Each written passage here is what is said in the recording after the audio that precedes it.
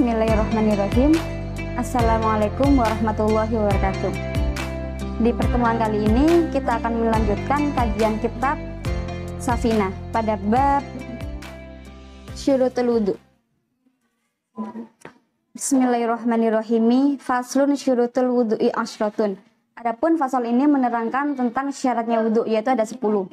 Al-Islamu, yang pertama yaitu Islam. Wudu adalah suatu perbuatan, perilaku yang dilakukan oleh umat muslim untuk melakukan suatu ibadah. Jika ada orang non-muslim terus melakukan wudu, maka wudu tersebut tidak akan bisa sah ataupun tidak akan bisa diterima. Semisal ada orang yang murtad, terus tidak menyegerakan untuk masuk terhadap agama Islam. Seperti kalau kan murtad kan bisa dari ucapan, perbuatan, ataupun dari keyakinan. Terus orang tersebut tidak menyegerakan untuk masuk ke dalam agama Islam, terus melakukan wudhu, maka wudhu tersebut akan sia-sia ataupun batal. Maka lebih baiknya sebelum kita untuk melakukan wudhu, kita untuk membaca 2 kalimat syahadat. Wa tamyizu, yang kedua yaitu pintar.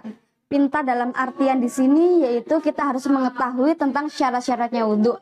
Kita harus mengetahui bahwa syaratnya wudhu adalah ilmu alam, ilmu yang harus kita ketahui, ilmu yang menjadi kebutuhan kita. Beda orang yang tahu tentang syaratnya wudhu terus mengamalkan wudhu di sini, ataupun orang yang tahu tentang syaratnya wudhu tetapi tidak mengamalkan syaratnya wudhu. Tetapi jika orang tersebut tidak mengamalkan syaratnya wudhu, maka sama saja wudhunya akan sia-sia ataupun tidak sempurna. Yang ketiga yaitu wanaqa'u anil haidi wan nifasi, suci dari hadas haid dan hadas nifas. Kalau syarat yang ketiga ini lebih dikhususkan kepada pihak perempuan, karena memang perempuan yang mengalami haid dan nifas ini. Kalau haid adalah suatu darah yang keluar dari farji seorang perempuan pada umur 9 tahun dalam keadaan sehat. Kalau nifas, darah yang keluar dari farji seorang perempuan setelah melahirkan. Yang dimaksud dengan suci dari haid dan nifas di sini, di syaratnya wudhu di sini, ketika orang tersebut akan melakukan suatu ibadah seperti akan melakukan sholat, tawaf, ataupun membaca Al-Quran. Karena memang kalau akan melakukan sholat kan tidak boleh dalam keadaan haid kan. Berarti ini berkesinambungan antara wudhu dengan akan melakukan sholat. Tetapi jika orang tersebut haid terus tidak akan melakukan ibadah, maka tidak apa-apa untuk melakukan wudhu di sini. Kenapa qadar istihadah ataupun wiladah tidak termasuk dalam syaratnya yang nomor 3 ini? Karena memang kalau istihadah itu masih diwajibkan sholat. Kalau wiladah kan memang darah yang keluar bersamaan dengan ketika kita melahirkan. Yang keempat yaitu wa amma yamna'u wasulul ma'a, bersih dari perkara yang bisa mencegah masuknya air terhadap kulit, seperti kuku ataupun make up pada wajah. Kalau lebih mudahnya ya, contohnya itu seperti saya menggunakan make up, saya menggunakan maskara ataupun alis yang waterproof. Jadi kan kayak misal kita langsung wudhu, tidak membersihkan make up terlebih dahulu. Jadi air tersebut ketika kita basuh kepada mukanya kita, wajahnya kita, tidak akan bisa menyerap. Karena memang alis tersebut ataupun yang kita pakai tersebut adalah waterproof.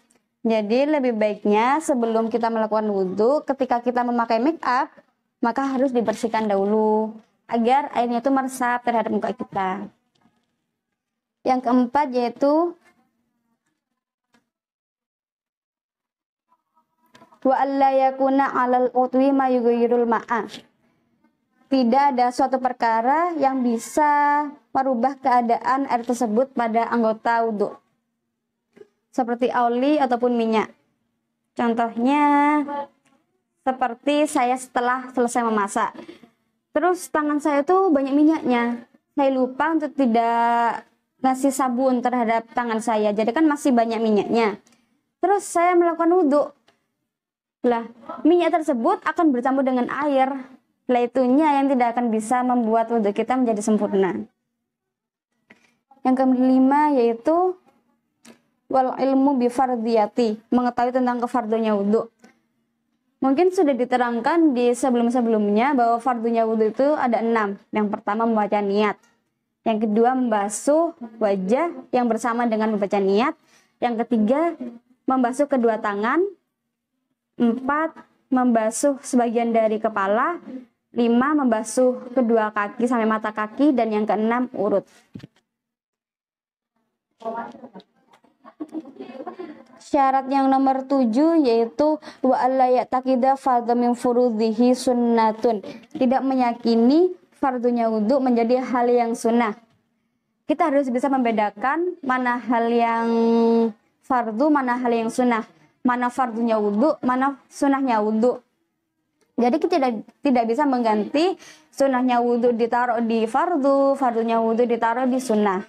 Contohnya seperti membasuh tangan. Membasuh tangan kan adalah salah satu dari fardunya wudu. Tetapi kita menjadikan itu adalah hal yang sunnah, maka kita tidak akan melakukannya. Nah, itu sama saja kita meyakini bahwa fardunya wudu adalah hal yang sunnah. Di situ juga akan bisa merusak wudunya kita. Yang ke-8 yaitu wal ma'ut tahuru. Air yang digunakan suci mensucikan. Suci mensucikan di sini yaitu air yang digunakan harus lebih dari 2 kolah. Air yang tidak mustakmal, air yang mengalir, ataupun air yang tidak kejatuhan najis. Yang ke-8 yaitu wadukhulul wakti, sudah masuk waktunya sholat. Kalau syarat yang ke-8 ini lebih dikhususkan kepada orang yang memiliki hadas yang keluar secara terus-menerus, seperti istihadah. Syaratnya nomor 9 yaitu wadukhulul wakti, sudah masuk waktunya sholat. Kalau syaratnya nomor 9 ini lebih dikhususkan kepada orang yang memiliki hadas yang secara terus-menerus keluar, seperti istihadah. Yang nomor 10 ataupun yang terakhir yaitu wal muwalatu daimil hadasi. Hadas yang keluar secara terus-menerus, seperti orang yang tidak bisa menahan kentut, orang yang istihadah ataupun orang yang beser. Mungkin itu saja yang bisa saya jelaskan. Wallahu a'lamu bishawab. Sekian, terima kasih. Wassalamualaikum warahmatullahi wabarakatuh.